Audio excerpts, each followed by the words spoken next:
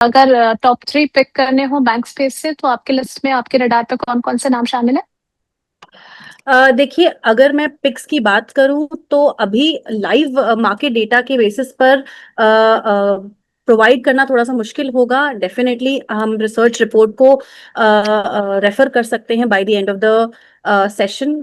मैं आपको प्रोवाइड कर दूंगी, आप उसके जरिए डेफिनेटली देख लीजिएगा। बट कुछ पिक्स की मैं बात करूं तो मुझे ऐसा लगता है कि जो कि सबकी जबान पे थोड़ा सा मुश्किल एक नाम है, एचडीएफसी बैंक। हो सकता है इसमें हम्म। हमको थोड़ा सा अब राहत मिलते हुए दिखे। एक ये बड़ा क्लेम है, बड़ा क्लेम हो सकता है, लेकिन एक जो जोन है इसका हो सकता है यहाँ पे हमको थोड़ी सी राहत हमें इस पर्टिकुलर पिक में बनती हुई दिखे। कोई रिकमेंडेशन नहीं है ये।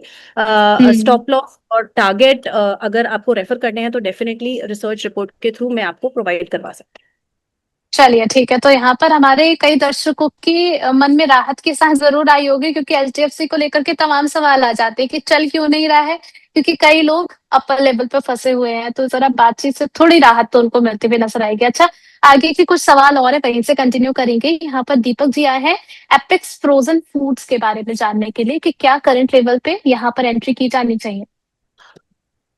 एक बार आप मुझे एनएसई सिंबल बता दीजिए। एपीईएक्स। एपिक्स, जी, APEX 399 पर चल रहा है। जी, 399 के लेवल्स पर अभी काम करता हुआ ये स्टॉक, अगर मैं बात करूं ऊपरी लेवल से तो काफी डाउन हमको ये दिख रहा है। कोई बाइंग प्राइस है आपका, दीपक जी? मैम ये बाय करना चाह रहे हैं करंट लेवल से, कह रहे हैं कि जो हमें यहाँ पर गिरावट दिख रही है, क्या खरीदारी का मौका है ये? ओके। देखिए, हिस्टोरिकल चार्ट में स्टॉक ब्रॉड कंसोलिडेशन में रहा है। क्लियर सस्टेन्ड हम्म। ट्रेंड एब्सेंट और वोलेटिलिटी भी हाई रही है। अगर मैं हम्म। फंडामेंटल्स की तरफ थोड़ी सी जाती हूँ तो रेवेन्यू भी ऑलमोस्ट फ्लैट ही रहा है।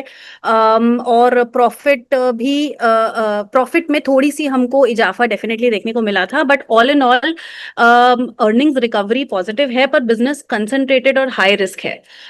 तो आप इस स्टॉक से थोड़ा अभी अभी के टाइम पे अवॉइड करके चल सकते हैं। चलिए ठीक है।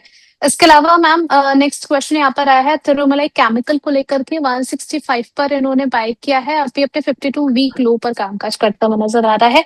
आपकी राय क्या रहेगी? 920 शेयर है, 165 की खरीद है इनकी। जी, तिरुमला केमिकल्स में हमें काफी सारी क्वेरीज आई थी, क्योंकि जो इस स्टॉक में जैसा हम देख सकते हैं मार्च 2026 में हम्म। काफी अच्छी एक हमको ऐसा लगा था कि बॉटम आउट हो गया है और अब इस स्टॉक में अच्छी तेजी देखने को मिल सकती है। लेकिन हिस्टोरिकल स्ट्रक्चर जो है वीक टू साइडवेज ही रहा है इसका हमेशा। प्राइस एक्शन में hmm. Higher high higher low sequence हमेशा से एब्सेंट रहा है, जिस जो मैं बोलूं कि हाँ इस स्टॉक में एक अच्छी तेजी बन सकती है। और रिबाउंड्स के बाद सेलिंग प्रेशर भी हमको लगातार देखने को मिला है। मोमेंटम हम्म। भी इसको काफी इनकंसिस्टेंट रहा है, वॉल्यूम कंफर्मेशन भी वीक है। तो एडवाइस यही रहेगी कि आप इस स्टॉक से अभी तो दूरी बना के रखें। अभी दूरी बनानी है, ठीक है। बंटी जी आए हैं दो काउंटर्स पर आपकी राय लेने के लिए। दोनों पे ही कंपैरिजन बता दीजिए ma'am. JSW infra and the second one is स्टेनला।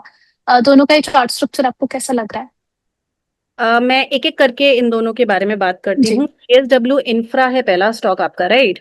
आप हम्म। कोई खरीदारी का कोई प्राइस पॉइंट है या फिर आप खरीदना चाहते हैं, जस्ट एज कंपैरिजन आप चाहते हैं स्टॉक में? मैम जस्ट अ व्यू क्योंकि इन्होंने अपनी कोई बाइंग प्राइस नथिंग कुछ भी मेंशन नहीं किया है। ओके। तो आप अगर इसका पहले एक चार्ट मैं आपको बता दूं तो एक स्ट्रक्चर इसमें हमको देखने को मिला था जिसमें ये लगातार ट्रेड कर रहा था 263 288 के आसपास।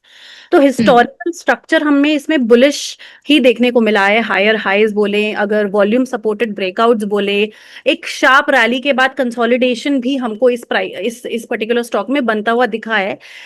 लेकिन हम्म। Price structure all in all काफी इंटैक्ट रहा है। रिसेंट स्विंग हाई जोन के पास रिपीटेड सेलिंग, सप्लाई और मोमेंटम कूलिंग इंडिकेट करते हैं डेफिनेटली। हम्म। तो इस स्टॉक में अगर आप ऑल इन ऑल बोले तो मोमेंटम और स्ट्रक्चर पूरी तरीके से हाई है, बुलिश है। हम्म। ठीक है। And Tanla, Tanla platform. जी, टैनला प्लेटफॉर्म्स का भी जो स्ट्रक्चर है काफी हद तक थोड़ा जेएसडब्ल्यू इंफ्रा से मिलता जुलता है, लेकिन अगर मैं कंपैरिजन हम्म। की बात करूं तो मुझे जेएसडब्ल्यू इंफ्रा बेटर चार्ट दिख रहा है। सिर्फ टैनला की बात करूं तो इस पर्टिकुलर स्टॉक में जिस तरीके से हमको बॉटम आउट, जिस तरीके से हमको तेजी आती हुई दिखी थी, वो वाली तेजी अभी भी मेंटेन्ड है। तो डेफिनेटली हिस्टोरिकल स्ट्रक्चर रिकवरी से बुलिश में हमको कन्वर्ट होता हुआ दिखा, वो भी with very good volumes. Price ने हम्म। हायर लोज भी बनाए, लेकिन हो सकता है कि अब एग्जॉशन की तरफ ये स्टॉक जा रहा हो, इस वजह से मैं जेएसडब्ल्यू इंफ्रा को प्रेफर कर रही हूँ यहाँ पे। ठीक है मैम, इसके अलावा अगला सवाल यहाँ पर आया है आईटीसी को लेकर के, रिवर्सल जोन जानना चाह रहे हैं सागर पवार जी। काफी वीकनेस आईटीसी में हमें विटनेस हुई है, अभी भी देखे तो अपने 52 वीक लो पर 270 का भाव और 1% की गिरावट। क्या नजरिया होना चाहिए आईटीसी में?